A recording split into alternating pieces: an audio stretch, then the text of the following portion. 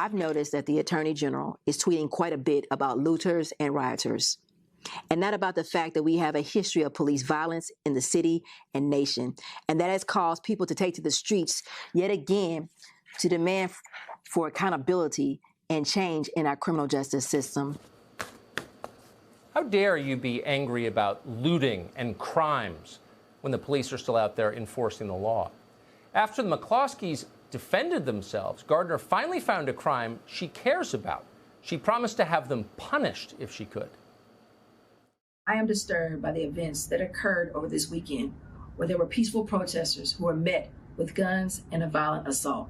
We must protect the rights to peacefully protest, and any attempts to chill it through intimidation or use of force will not be tolerated.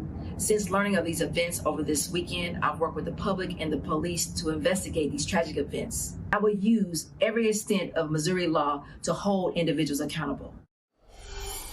Mark McCloskey joins us tonight along with his attorney, Albert Watkins. Mr. McCloskey, first to you, thanks so much for coming on. And I'm glad you're on because you will tell your own story rather than having it told for you by ideologues. Describe for us, if you would, why you believed you and your wife were threatened by these 300 people in your yard.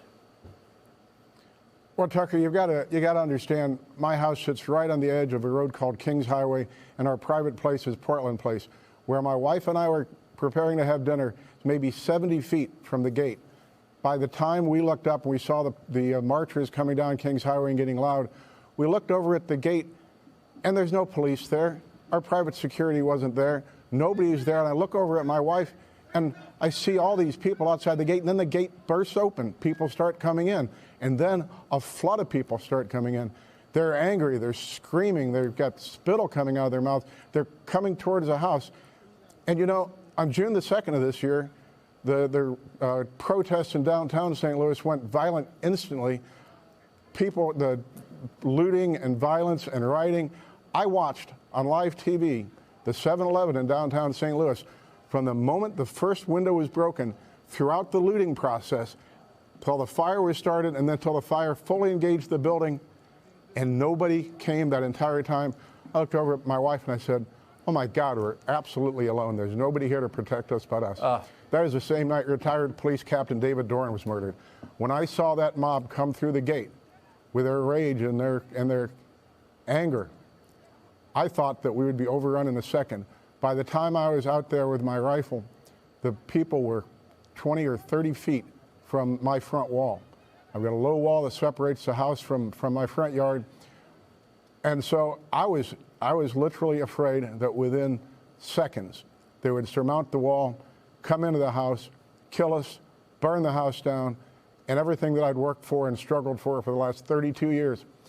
Tucker, I lived out in West St. Louis County in a nice, secure neighborhood. 32 years ago, we moved into the city and took on a project to restore a house that nobody else wanted. And you know, we were urban pioneers in those days, and we've been there ever since, working to build and maintain St. Louis in this very historic neighborhood. And I saw it all going up in flames and my life destroyed in an instant. And I did what I thought I had to do to protect my hearth, my home, and my family. Well, no one was protecting you, and they were screaming at you and threatening to murder your dog and harm you and your wife. What do you make of the attacks on you for doing what we used to believe every homeowner had an obligation to do? Why are they denouncing you as a racist? I don't understand. And, you know, here's the interesting thing. I've spent my career defending people that are defenseless, for people that are having a hard time making their miracle happen, for people that don't have a voice. My black clients love us.